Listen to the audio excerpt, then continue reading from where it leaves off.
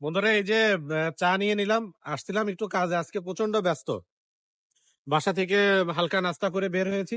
এই যে আমরা সবাই আছি সাথে, সবাই একটু করে চা খেয়ে নিচ্ছি। আসলে চা, একটু চা না খেলে ওই শরীরের ভিতরে খারাপ লাগে, মানে রিফ্রেশমেন্টের জন্য আর কি।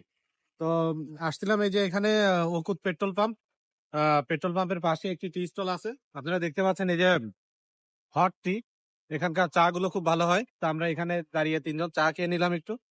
আহ, খুবই ব্যস্ততম একটি দিন, আমাদের প্রতিদিনই এরকম থাকে। তো রাস্তাঘাটে আসলে একটু টুকটাক একটু কিছু খাইতে হয়, এটা না খাইলে আসলে হয় না। তো এই জন্য এখানে একটু দাঁড়াইলাম। তো দেখেন একটু চারপাশটা কি অবস্থা, কতটা ব্যস্ত জায়গা। এখানে সবাই কাজ নিয়ে ব্যস্ত থাকে, এখানে কিন্তু কেউ ওই বেকার বসে থাকে না।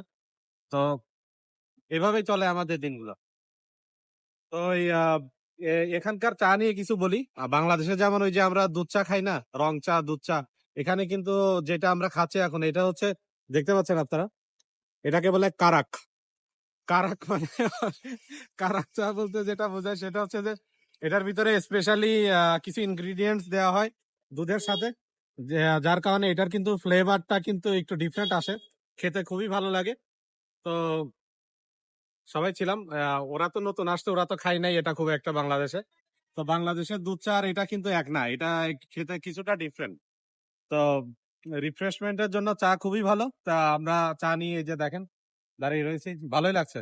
পরিবেশটাও অনেকটা ঠান্ডা, শীতের দিন তো, শীতের দিনে চা খেতে এমনি ভালো লাগে। তো ভালোই এনজয় করছি আমরা।